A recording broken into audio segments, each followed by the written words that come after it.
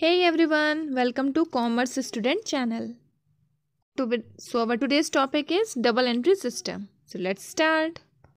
According to this system, every business transactions affect at least two accounts in opposite direction. It means कि इस type के system में क्या होता है, जितने भी बिजनेस ट्रांजेक्शन हैं सबके एटलीस्ट दो इफेक्ट्स होते ही हैं जो कि अपोजिट डायरेक्शन में होते हैं.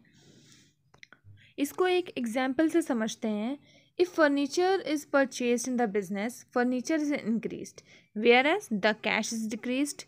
Means जब आप बिजनेस में फर्नीचर खरीदते हो तो फर्नीचर तो आपका इंक्रीज हो रहा है, बट इसका अपोजिट इफेक्ट क्या हो रहा है कि आपका जो कैश है वो डिक्रीज हो रहा है. There can be no transaction in the business which affects only one account or which has only one aspects. Business में ऐसा कोई ट्रांजेक्शन नहीं होता है जिसका कि सिर्फ और सिर्फ एक अकाउंट पे इफेक्ट पड़े या फिर जिसका सिर्फ एक एस्पेक्ट हो. ऐसा कोई ट्रांजेक्शन हो ही नहीं सकता है. As such both the aspects of every transaction are recorded under this system. इसीलिए जितने भी ट्रांजेक्शन्स हैं उसके दोनों एस्पेक्ट्स को हम रिकॉर्ड करते हैं. It may, however, be noted that the double entry system does not mean that a transaction is recorded twice. Double entry system का मतलब ये नहीं है कि जितने भी ट्रांजेक्शन्स हैं आप दो बार रिकॉर्ड करोगे, but it means that at least two accounts are affected by a transaction. One account receiving a benefit and the other account yielding a benefit. So this is all about double entry system. Now let's move to our next topic, that is classification of accounts. Accounts is classified in two approaches, that is first is traditional approach and second one is modern approach. But in this video we will discuss traditional approach. तो जितने भी transactions होते हैं वो तीन categories में divided होते हैं. पहला होता है transactions relating to individual and firm. Means वो सारे ट्रांजेक्शन जो इंडिविजुअल्स और फर्म से रिलेटेड होते हैं. दूसरा क्लासिफिकेशन होता है कि जो वो transaction that are related to the properties, goods और cash. And third classification is transactions relating to expenses और लॉसेस एंड इनकम्स और गेन. मीन्स इन तीन कैटेगरीज में आपके जितने भी ट्रांजेक्शन्स हैं ट्रेडिशनल अप्रोच के अंडर में क्लासिफाइड होते हैं. Now let's discuss about the classification of accounts, means types of accounts. So the first type is personal account. Accounts recording transaction related to a person or a group of person are known as personal account. इसके नाम से पता चल रहा है कि ये वो ट्रांजेक्शन्स रिकॉर्ड करता है जो कि पर्सन से या फिर ग्रुप ऑफ पर्सन से रिलेटेड होते हैं. अब इसके अंडर में थ्री कैटेगरीज हैं, यानी कि पर्सनल अकाउंट जो है थ्री टाइप्स का होता है. पहला टाइप है नेचुरल, दूसरा है artificial and third one is representative. So first we will discuss natural personal account. These accounts which relates to individuals. An account recording transactions related to an individual human being is termed as natural personal account. Means वो सारे accounts जो एक natural human being से related होते हैं, जैसे कि अलग अलग person का name हो सकता है, कमल, माला, शर्मा, मिश्रा अकाउंट. ये जितने भी पर्सनल एक इंडिविजुअल यानी कि एक नेचुरल पर्सन के जो इतने भी अकाउंट्स होते हैं वो सारे के सारे नेचुरल पर्सनल अकाउंट्स कहलाते हैं, यानी कि नेचुरल ह्यूमन बीइंग के. ये अकाउंट जो है वो उन फाइनेंशियल ट्रांजैक्शंस को रिकॉर्ड करता है जो कि आर्टिफिशियल पर्सन हैं लॉ के द्वारा क्रिएट किए हुए, और इसीलिए इसको आर्टिफिशियल पर्सनल अकाउंट बोला जाता है. जैसे कि किसी भी फर्म का अकाउंट हो गया, किसी कंपनी का अकाउंट हो गया, या कोई भी एजुकेशनल इंस्टीट्यूशन हो गया, और जैसे कि बैंक के अकाउंट होते हैं, तो ये सारे क्या है आर्टिफिशियल पर्सनल अकाउंट है जो कि लॉ के अंडर में क्रिएट की हुई हैं. Now let's move to the third type of personal account, that is an account indirectly representing a person और persons is known as representative personal account. अब इसके नाम से ही पता चल रहा है कि किसी पर्सनल अकाउंट को रिप्रेजेंट करना.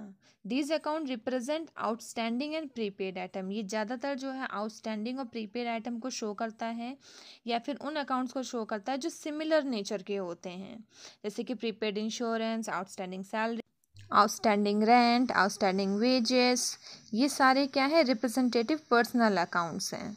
Now let's move to the second type, that is impersonal account. अब अभी तक हमने पर्सनल अकाउंट के बारे में जाना है जो कि किसी पर्सन के थे। अब वो अकाउंट्स जो कि पर्सनल अकाउंट नहीं कहलाते हैं। अब इम्पर्सनल अकाउंट को दो कैटेगरीज में डिवाइड करा है, जैसे कि मैंने स्टार्टिंग में भी बताया था, रियल और nominal. Now first we will discuss the real account.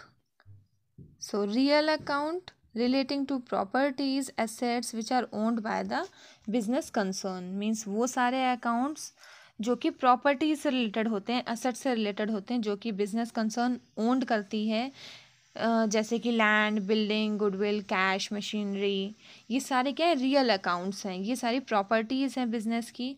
अब रियल अकाउंट की भी दो कैटेगरीज है, टेंजिबल अकाउंट और इनटेंजिबल अकाउंट। टेंजिबल अकाउंट वो सारी एसेट्स को रिप्रेजेंट करता है that can be touch, seen, felt, measured and purchased. वो सारी एसेट्स जिसको आप देख सकते हो, छू सकते हो, मेजर कर सकते हो, परचेज कर सकते हो, जैसे कि machinery account, cash account, furniture account, stock account. तो सेकेंड टाइप क्या होता है रियल अकाउंट का, इनटेंजिबल अकाउंट्स। वो सारे अकाउंट्स जो कि ऐसी एसेट और ऐसी प्रॉपर्टीज़ को रिप्रेजेंट करता है that cannot be seen, touched or felt but they can be measured in terms of money। Means ये सारी एसेट जिसको आप देख नहीं सकते हो, छू नहीं सकते हो, लेकिन उसको आप मेजर कर सकते हो मनी में, जैसे कि गुडविल अकाउंट हो गया, पेटेंट्स अकाउंट हो गया, trademark account, copyright account. So the second type of impersonal account is nominal account. These accounts do not have any physical existence, form और shape। मीन्स ये उन अकाउंट को रिप्रेजेंट करता है जिसका कोई फिजिकल एग्जिस्टेंस नहीं है, कोई फॉर्म नहीं है, कोई शेप नहीं है, लेकिन ये सारे जो हैं हमारी इनकम, एक्सपेंसेस, गेन्स या लॉसेस जो होते हैं बिजनेस कंसर्न के, उससे रिलेटेड होते हैं।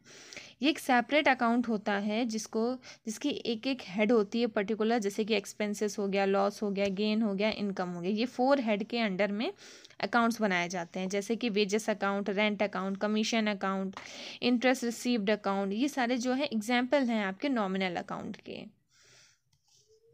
नॉमिनल अकाउंट का रूल होता है debit all expenses and losses, credit all income and gain.